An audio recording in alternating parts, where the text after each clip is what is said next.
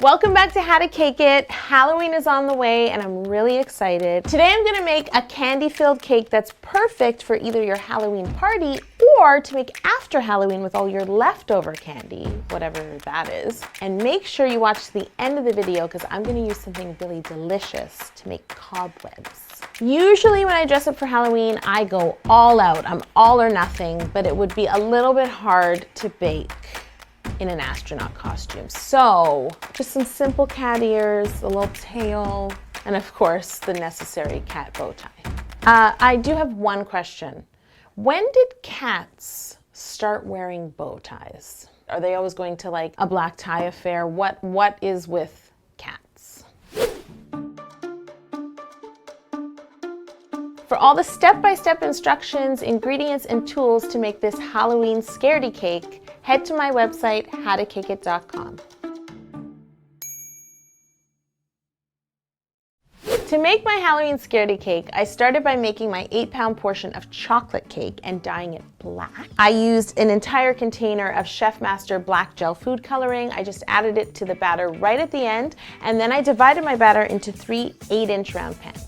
I'm going to remove my cakes from my pans and begin to level them. I am leaving these layers whole. I'm not cutting them in half because I want there to be a lot of cake along with the buttercream and all that sweet candy inside. This is half of my recipe of Italian meringue buttercream, which you can make yourself. Just click the link in the description below. I have a whole video on it, and I'm just gonna dye it with some orange gel food coloring. This is gonna be fun. I want it to be really orange. It's Halloween. Just add some little by little and stir it into your buttercream. My buttercream is the perfect shade of orange. Look, my t-shirt's gonna match my cake today.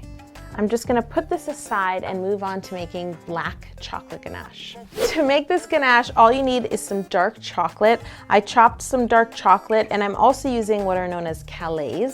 These are not chocolate chips, even though they look like chocolate chips. This is high quality couverture chocolate. And then I have some whipping cream, which I'm about to boil in the microwave, a wooden spoon to stir it, and then some black food coloring to add at the end. I'm just gonna bring my cream to a boil in the microwave. All you need to do is pour this hot cream into your chocolate and then cover it and let it sit for about 10 minutes. I'm gonna clean up.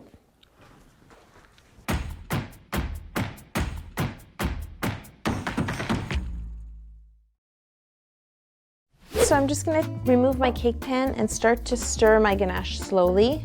Just stir your ganache until you see it come together in this rich, sort of velvety, chocolatey mixture. I'm gonna pour this entire container of black food coloring into this ganache and stir it in until it looks completely black. I'm gonna use this ganache today in 2 different ways. I'm gonna use it runny like this to drizzle inside my cake layers on top of my candy. And then I'm gonna use it set so that it's thicker and more spreadable to ice the entire outside of my cake. I recommend making the whole batch, letting it set, and when you get to the drizzling, just heat a little bit up and drizzle away. I'm gonna put this aside and get all of my Halloween candy. I'm gonna be using candy corn, which I think is so pretty, some gummy worms, some Halloween jelly beans, and then some black and orange Smarties. And these are just little These are just little chocolate. Whoop! What is wrong with me? Just stay there. I'm gonna unstack my black chocolate cake layers and shower them with simple syrup. And you can do that too. You can pick up one of these babies at my website, howtocakeit.com. This bottle is awesome. And while you're there, sign up to become a VIP member of How to Cake It because you can get all my videos like this one before they hit YouTube. That's very VIP. I actually feel like this cat is VIP. That's why the bow tie. So I'm gonna take about half this buttercream and dollop it into this cake and spread it around. I'm gonna keep my layers of buttercream pretty thick for this cake. I'm gonna use a mixture of all of this candy. I'm just gonna throw it in. Now I'm gonna drizzle some of my unset ganache. I'm doing this to help stick the candy down, add more flavor, and then my cake layer that I'm gonna lay on top has something to stick to as well because the candy's so smooth. Time for more buttercream. Candy time. time for more black chocolate ganache drizzle. Top and final layer going on. Now press down a little. Just make sure everything is secure in your cake. Wow. This cake is ready to be crumb coated, but first I'm gonna just take a little offset spatula and I'm gonna scrape away the excess buttercream as well as push in any candies or worms that are poking out to keep them all inside the cake. I actually made this ganache grainy and sludgy. Thank you for the word, Jocelyn. By adding less cream and more chocolate and also using liquid food coloring rather than gel. Because the end result of this cake is gonna be like a cake that's been sitting in a haunted house for 50 years and you just found it, but you're gonna eat it anyway, against your better judgment. I'm gonna take my ganache and press it against the sides of my cake to hold in all the crumbs and buttercream and candy and everything good. And then chill it for half an hour so we can give this cake a nice black ganache coating.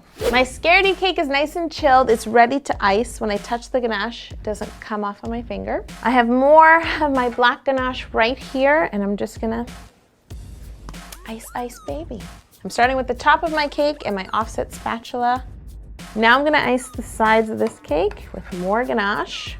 Going around the cake, holding the spatula perfectly straight. You should feel your spatula touching the cake all the way up the cake. That will help you know that you're icing your cake straight. Pull in the excess ganache from the top of the cake. Just use, again, this outer edge. Keep it flat. Okay, come on. We're going to the fridge for 30 minutes. Now, I know I promised you that I would show you a fun way to make cobwebs all over this cake. What you're gonna need is mini marshmallows and a wooden spoon and a microwave. I'm just gonna heat these marshmallows for about 30 seconds at a time. You'll wanna stir your marshmallows quite a bit because they're really hot and you don't wanna burn yourself. We're gonna be using our hands, but already you can kind of see what's happening. It gets really elastic and hard to pull apart, but this is kind of what we want. Definitely make sure it's cool enough to touch, cool enough to put on your chocolate ganache. Now I'm gonna use both hands to pick up this marshmallow. Wow. Wow. Wow. How do I let go of the marshmallow? Holy mackerel. I can't even describe this to you. Look at this. Okay, I need to put this down somewhere. I can't get this marshmallow off my hand. And pull it between my fingers in every direction.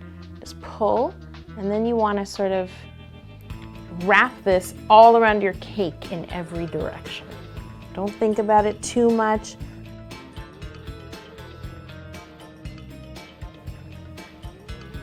Your marshmallow mixture might start to get too cool to pull apart. Just put some more back in the microwave and keep going.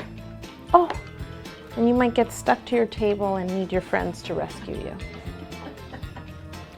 Thank you, Jocelyn. Go with it. Go with it. Go where the marshmallow takes you, and then it won't leave you.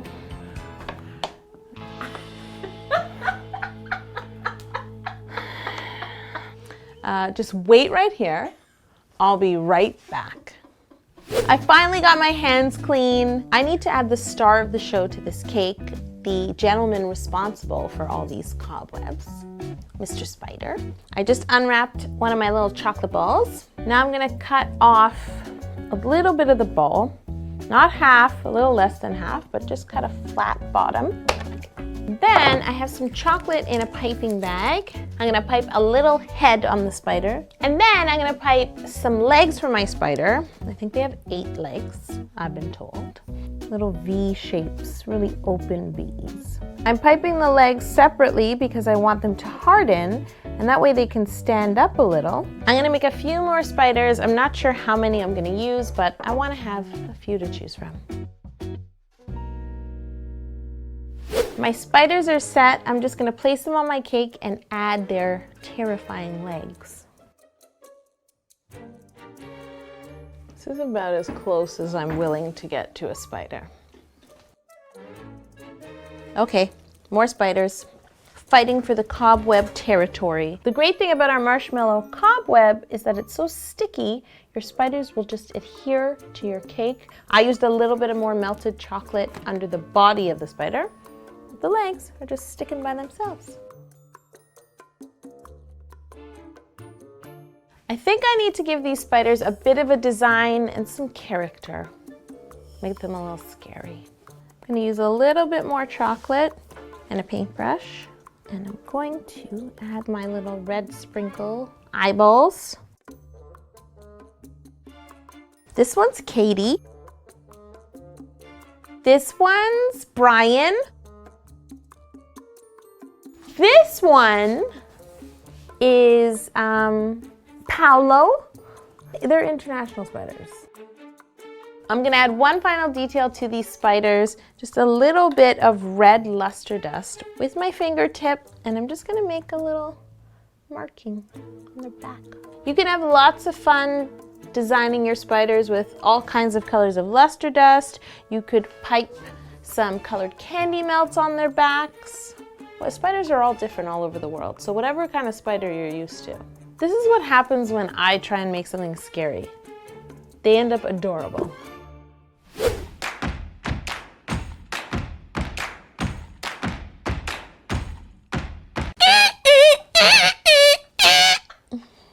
That was really scary. Was it? Did I honestly scare you? That was creepy. Are you making fun of me or was it scary? No, I swear to God, that was creepy.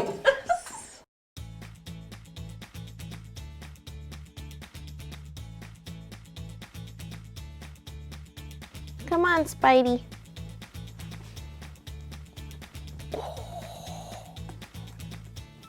Guys, can you see this? It looks like worms crawling out of the dirt. It's like a graveyard cake. I'm still gonna eat it though. I need to get all this candy, buttercream, black chocolate cake ganache goodness in one bite.